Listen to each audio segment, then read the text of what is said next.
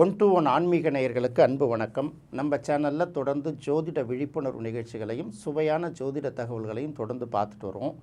அந்த வகையில் நாம் இன்றைக்கி பார்க்க போகிறது 10ஆம் இடத்தை வைத்து தான் ஒரு ஜாதகத்தில் தொழிலை முடிவு பண்ணணுமா அப்படிங்கிறது ஒரு கேள்வி. இல்லை 10ஆம் இடத்தை வச்சு தொழிலை முடிவு பண்ணால் சரியாக இருக்குமா சரியாக இருக்காதா அப்படிங்கிறது அடுத்தது ஒரு கேள்வி. 10ஆம் இடத்தை மட்டும் பார்த்தால் போதுமா, 10ஆம் இடத்தில் இருக்கக்கூடிய கிரகங்கள் என்ன இருக்குன்னு பார்க்கணுமா, இல்லை 10ஆம் இடத்துக்குரிய கிரகம் எங்கே இருக்குன்னு பார்க்கணுமா, இப்படி பல கேள்விகள் தொடர்ந்து வந்துக்கிட்டே இருக்கும். உத்தியோகம் புருஷ லட்சணம் அப்படிங்கிறதுனால உத்தியோகம் புருஷனுங்கிறது ஆணை குறிக்கக்கூடிய வடமொழி சொல்லு, ஸ்திரீங்கிறது பெண்ணை குறிக்கக்கூடிய வடமொழி சொல்லு. அதனால் புருஷ லட்சணம் மட்டும் இல்லை, இன்றைய காலகட்டத்தில் உத்தியோகம்ங்கிறது ஆணுக்கும் லட்சணம் தான், பெண்ணுக்கும் லட்சணம் தான். யார் யாரெல்லாம் சொந்தமாக ஒரு வேலை பார்க்குறாங்களோ, தொழில் நடத்துகிறாங்களோ, மாதத்துக்கு ஒரு வருவாய் ஈட்டினாங்கன்னா அவங்களுடைய சொந்த காலில் அவங்க நிற்கும்போது அவங்களுக்கான சுயமரியாதையும் கௌரவமும் தனிதானே. அதனால் இன்றைய காலகட்டத்தில் உத்தியோகம் புருஷ லட்சணம் மட்டுமல்ல, பெண்ணுக்கும் அது லட்சணம் அப்படிங்கிற நிலவரம் மாறியிருக்கு. சரி, ஒரு ஜாதகத்தில் எப்படி 10ஆம் இடத்தை வச்சு தான் தொழிலை நிர்ணயம் பண்ணணுமா, 10ஆம் இடத்துல இருக்கக்கூடிய கிரகம் தான் தொழிலை தீர்மானிக்குமா அப்படிங்கிற பல பேர் கேட்டுக்கிட்டு இருக்காங்க. இதுக்கு சிம்பிளாக ஒரே ஒரு விஷயத்தை தான் தெரிஞ்சுக்கணும். 10ஆம் இடத்துக்கு கர்மஸ்தானம் அப்படின்னு பேர், தொழில் ஸ்தானம் அப்படின்னு பேர். இது எப்படி நிர்ணயிக்கப்பட்டதுன்னா, முற்காலத்தெல்லாம் பார்த்திங்கன்னா ஒரு வீட்டில் ஒரு அப்பா என்ன தொழிலை செய்கிறாரோ மகனும் அதே தொழிலை தான் செஞ்சான். ஏறு விடுறவங்க ஏறு விடுதாங்க, நெசவு செய்தவர்கள் நெசவு செய்தாங்க, இன்னும் என்னென்ன தொழிலை செஞ்சுட்டு இருந்தாங்களோ அந்தந்த படிப்புகளை அதெல்லாம் செஞ்சுட்டு இருந்தாங்க. அந்த ஜோதிடத்தோட ஆரம்ப காலகட்டத்தில் பார்க்கும்போது 10ஆம் இடம்ங்கிறது 9ஆம் இடத்துக்கு 2ஆம் இடம். இங்கே ரொம்ப தெளிவாக யோசிக்க வேண்டிய விஷயம் இந்த இடம்தான். 9ஆம் இடம்ங்கிறது ஜாதகத்தில் தந்தையை குறிக்கக்கூடிய இடம். அப்போ 9க்கு 2ஆம் இடம் அப்படின்னு பார்க்கும்போது 2ஆம் இடம்ங்கிறது வாக்கு, தனம், கல்விங்கிறோம் இல்லையா. அப்போ தனம் அப்படின்னு வரும்போது தந்தைக்கு தனத்தை குறிக்கக்கூடிய இடம் 10ஆம் இடம் தானே. 9க்கு 2ஆம் இடம் உண்மை ஜாதகத்தில். அப்போ தந்தையாருக்கு வருமானத்தை தரக்கூடிய 10ஆம் இடத்தை ஏன் தொழில் ஸ்தானம் அப்படின்னு சொன்னாங்கன்னா, தந்தையோட தொழிலை மகனே செய்து வர்ற காலத்தில் பார்த்திங்கன்னா இந்த 10ஆம் இடத்தை தொழிலாக நிர்ணயிக்கிறது ஒரு கரெக்டான ஒரு காலமாக இருந்துச்சு. ஆனால் இன்றைய காலகட்டத்தில் பார்த்திங்கன்னா நீங்கள் யார் வேணாலும் என்ன தொழிலை வேணாலும் செய்யலாம், என்ன படிப்பு வேணாலும் படிக்கலாம், அதுக்கான தகுதி எல்லாருக்கும் உண்டுங்கிற மாதிரி இந்த காலங்கள் நிறைய மாறி போயிடுச்சு இல்லையா. அப்போ இந்த இடத்துல 3ஆம் இடத்தை ரொம்ப குறிப்பாக பார்க்க வேண்டிய அவசியம் இருக்குது. உதாரணமாக பார்த்திங்கன்னா முயற்சி ஸ்தானம் அப்படின்னு சொல்லுவாங்க. 3ஆம் இடம் தான் முயற்சி ஸ்தானம். நீங்கள் முயற்சி பண்ணிங்கன்னா உங்களுக்கு அந்த வாய்ப்புகள் கைகூடி வந்ததுன்னா நீங்கள் என்ன வேலையை வேணாலும் பார்க்கலாம். இல்லை நான் இந்த வேலை தான் பார்ப்போம் அப்படின்னு சொல்லி நீங்கள் இடம் முடித்தாலும் சரி, வேறு ஒருத்தவங்க அதெல்லாம் கிடையாது, நீ இந்த வேலை பார்க்கக்கூடாது, இந்த வேலை தான் பார்க்கணுன்னு சொல்லிட்டு நம்மளை கட்டாயப்படுத்தலாம் முடியாது. ஏன்னா அந்த அளவுக்கு காலகட்டம் சமூக மாற்றங்கள்லாம் நிறைய மாறி வந்துருச்சுல்ல.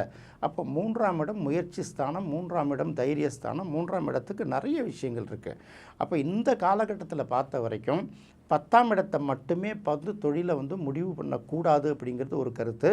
அடுத்தது 3ஆம் இடத்தையும் சேர்த்து பார்த்துட்டு தான் நாம் முடிவு பண்ணணும் நம்ம யோசிக்க வேண்டியதாக இருக்குது. உதாரணத்துக்கு ஒரு மேஷ லக்ன ஜாதகர் இருக்கார் அப்படின்னு வச்சுக்கோங்களேன். அவருக்கு 10ஆம் இடம் மகரம், அந்த இடத்துக்கு உரிய கிரகம் சனி. அடுத்தது இவருக்கு 3ஆம் இடத்தை குறிக்கக்கூடியது மிதுனம், அந்த இடத்துக்கு உரிய கிரகம் புதன். இப்போ இவருடைய தொழிலை எப்படி முடிவு பண்ணுறது அப்படின்னு பார்த்தீங்கன்னா, இவர் தந்தையோட தொழிலை தொடர்ந்து செஞ்சுக்கிட்டு வந்திருந்தார்னா அவருக்கு அங்கே சனியோட வேலை பார்க்குதுன்னு அர்த்தம். அப்படி இல்லாமல் இவர் பார்த்திங்கன்னா புதனுக்குரிய வேலையை பார்க்கலாம், ஜோதிடம் கூட பார்க்கலாம், அடுத்தது புதனுக்குரிய மீடியாவில் வேலை பார்க்கலாம், அல்லது புதன் சம்மந்தப்பட்ட இடைத்தரகர் வேலை நிறைய இருக்குது. இந்த மாதிரி வேலைகளை அவர் பார்த்தாருன்னா, புதனோட காரகத்துவங்களோட தொடர்புடைய வேலைகளை பார்த்தாருன்னா கண்டிப்பாக படித்தவங்க அவங்களோட ஏதாவது ஒரு வேலையை தானே பார்ப்பாங்க. அப்படி பார்க்கும்போது பார்த்திங்கன்னா அவருக்கு புதன் தான் இடத்துல தொழிலை குறிக்கக்கூடிய கிரகமாக எடுக்கணும். அடுத்தது தொழிலை குறிக்கக்கூடிய கிரகம் இந்த புதன் எந்த இடத்துல இருக்குங்கிறத அடுத்தது பார்க்கணும். அந்த புதன் எந்தெந்த கிரகங்களோடு சேர்ந்து இருக்குது அல்லது எந்த கிரகத்தால் பார்க்கப்படுகிறதுங்கிறத பார்த்து தான் முடிவு பண்ணும். உதாரணத்துக்கு இந்த புதனை சூரியனோட தான் நிறைய இடங்களில் புதன் சேர்ந்து இருக்கிறதுனால இவர் பார்த்திங்கன்னா அதிகாரம் உள்ள இடங்களில் கணக்குகளோ இல்லை அதிகாரிகளுக்கு ஆலோசகராகவோ அல்லது அதுபோல் அந்த அக்கௌண்ட்ஸு அல்லது அது சம்மந்தப்பட்ட துறைகள், அதாவது கொஞ்சம் தலைமை பதவி எப்படி இருக்கலாம்னு வச்சுக்கலாம். இதே புதன் சந்திரனோட சம்மந்தப்பட்டிருந்தால் ஒரு ஷாப்பிங் காம்ப்ளெக்ஸ் அல்லது பல்வேறு தொழில்கள் நடக்கக்கூடிய இடங்களில் இவரோட பணி அமர்ந்திருக்கலாம். அப்படி இல்லையா, இது பார்த்திங்கன்னா சந்திரனும் புதனும் சம்மந்தப்படும் போது இந்த பருத்தி, நூல்கண்டு போன்ற விஷயங்கள் கூட வரும். அது சார்ந்த துறைகளில் பணியாற்றலாம். அடுத்தது பார்த்திங்கன்னா பிரிண்டிங் இங்க் எல்லாமே பார்த்திங்கன்னா இந்த சந்திரனும் புதனும் சம்மந்தப்பட்டது தான். பிரிண்ட் மீடியாவில் வேலை பார்க்கலாம், மீடியாவே வேலை பார்க்கலாம். ஏன்னா 3ஆம் அதிபதி இந்த இடத்துல புதனாக வர்றதுனால. இப்படி ஒரு கிரகமும் மற்ற கிரகங்களோட சேரும்போதும் பார்வை செய்யும் போதும் என்னென்ன மாதிரியான அந்த துறைகள் ஏற்படுதுங்கிறத நம்ம ஒரே இதில் புக்கு போட்டு அடித்து கையில் கொடுத்துட முடியாது. ஏன்னா தொழில்கள் தொடர்ந்து மாறிக்கிட்டே வருது. சின்ன சின்ன இன்றைக்கி இருக்கக்கூடிய ஆர்டிஃபிஷியல் இன்டெலிஜென்ஸில் வரைக்கும் வந்திருக்கு. இன்றைக்கி டேட்டா சயின்ஸ் வருது. இதுக்கெல்லாம் என்ன அப்படிங்கிறத தொடர்ந்து அந்த மாதிரி கோர்ஸ் படிக்கிறவங்களோட ஜாதகம் அந்த துறையோட சம்மந்தப்பட்டவர்களை வாங்கி பார்த்து தான் நாம் சில விஷயங்கள் அனலைஸ் பண்ணுற மாதிரி இருக்கும். அதனால் எப்போவோ எழுதி வைத்த அந்த ஒரு விஷயங்களை வச்சுக்கிட்டு இன்னைய வரைக்கும் 10ஆம் இடம் தான் தொழில் அப்படிங்கிறத பார்க்கவே கூடாது. அடுத்து இந்த 10ஆம் இடத்துல தொழிலை பற்றி சொல்லும்போது இன்னும் சில பேர் சில விஷயங்களை சொல்கிறாங்க. 10ஆம் இடத்துல சுபக்கிரகம் இருந்தால் அவங்க கஷ்டப்படாமல் வேலை பார்ப்பாங்க, பாவக்கிரகங்கள் இருந்ததுன்னா அவங்க ரொம்ப சிரமமான வேலைகளை பார்ப்பாங்க அப்படின்லாம் சொல்கிறாங்க. எதுவாக இருந்தாலும் பகுத்தறிவுக்கும் சுய சிந்தனைக்கும் உட்படுத்தணும். அடுத்து அனுபவங்கள்லேருந்து நம்ம சில விஷயங்களை எடுத்துக்கிறோம்ல, இதுக்கு உட்படுத்துறது இல்லை. புத்தகங்களை என்ன எழுதியிருக்கோ அதை மட்டுமே சொல்கிறது தான் சொல்லுவாங்க. அப்பா வெட்டின கிணறுங்கிறதுனால உப்பு தண்ணியை குடிக்க முடியுமா அப்படின்னு ஒரு பழமொழி சொல்லுவாங்க இல்லையா? சரி, அது என்னது முன்னோர்கள் நிறைய எழுதிட்டு போகிறாங்க. அவங்க ஒன்றும் சாதாரண ஆட்களில் அறிவாளிகள் தான். ஆனால் காலம் மாறுது இல்லையா? ஸோ அதில் உள்ளது எதெல்லாம் இந்த அளவுக்கு ஒத்து வருது, எதெல்லாம் மாறுபடுதுங்கிறத பார்க்கணும்ல. இப்போ இந்த இடத்துல பார்க்குறோம். ஜென்ரலாக என்ன சொல்லுவாங்க அப்படின்னு கேட்டிங்கன்னா 10ஆம் இடத்துல ஒரு பாவி இருக்கணும் அல்லது ஒரு பாம்பு இருக்கணும் அப்படின்னு சொல்லுவாங்க. ஏன்னா 10ஆம் இடம்ங்கிறது கர்மஸ்தானம். அந்த இடத்துல ஒரு பாவியோ பாம்போ இருந்ததுனால் அவர்களோட தொழில் சிறப்பாக இருக்கும், வேலை சிறப்பாக இருக்கும் அப்படிங்கிறது ஒரு நல்ல விஷயங்கள். அப்போ 10ஆம் இடத்துல பாவக்கிரகங்கள்னால் என்னென்ன இருக்கலாம்? 10ஆம் இடத்துல பார்த்திங்கன்னா சூரியன் இருந்தால் ரொம்ப சிறப்பு, செவ்வாய் இருந்தால் நல்ல சிறப்பு, சனி இருந்தால் கிட்டத்தட்ட பாதி சிறப்பு. இன்னொரு பக்கம் அது கர்மதோஷமாக வேலை செய்வதனால அதை அப்படி எடுத்துக்கலாம். அதுக்கு அடுத்தது ராகு இருந்தாலும் சிறப்பு, கேது இருந்தாலும் ஒரு 50% சிறப்பு. ஏன்னா கேது அனுபவங்களை சில நேரங்களில் கொடுக்கறதுனால சிரமப்படுத்துறது உண்டு. 10ஆம் இடத்துல சந்திரன் இருந்ததுன்னா இந்த ஆசிரியர், பள்ளி கல்வி நிறுவனங்கள் பயிற்றுவிக்கக்கூடிய இடங்களுக்கு ஓரளவு சிறப்பாக அமையுதுங்கிறது சந்தேகம் இல்லை. அந்த இடத்துல புதன், குரு, சுக்கிரன் இதெல்லாம் இருக்கிறது அவ்வளோ சிறப்பு கிடையாது. ஏன்னா ஜென்ரலாகவே சொல்லுவாங்க கேந்திரங்கள்லேயே சுபக்கிரகங்கள் இருக்கிறது சிறப்பு அல்ல. திரிகோணங்களில் சுபக்கிரகங்கள் இருக்கலாம், கேந்திரங்களில் பாவக்கிரகங்கள் இருப்பது தான் சிறப்பு. அதுவும் குறிப்பாக 10வது கேந்திரம் அப்படின்னு சொல்லக்கூடிய தசம கேந்திரத்தில் பாவியோ பாம்போ இருப்பது மட்டும்தான் சிறப்பு. வேலை அப்படிங்கிறது என்ன அப்படின்னு கேட்டிங்கன்னா ஒரு குறிப்பிட்ட வேலை, எழுதுகிற வேலையாக இருந்தாலும் சரி, மூட்டை தூக்குற வேலையாக இருந்தாலும் சரி, மெஷின் ஆப்ரேட் பண்ணுற வேலையாக இருந்தாலும் சரி, அதை செய்வதற்கு ஒரு தைரியம் வேணும், செஞ்சு முடிக்கும் அப்படிங்கிற ஒரு தன்னம்பிக்கை வேணும். 2, அடுத்தது வேலை செய்யக்கூடிய இடத்துல மேலதிகாரிகளுக்கு கட்டுப்படுற திறனும் வேணும், கீழே இருக்கிறவங்கள கட்டுப்படுத்தி கமாண்ட் பண்ணி வேலை பார்க்கக்கூடிய திறனும் இருக்கணும்.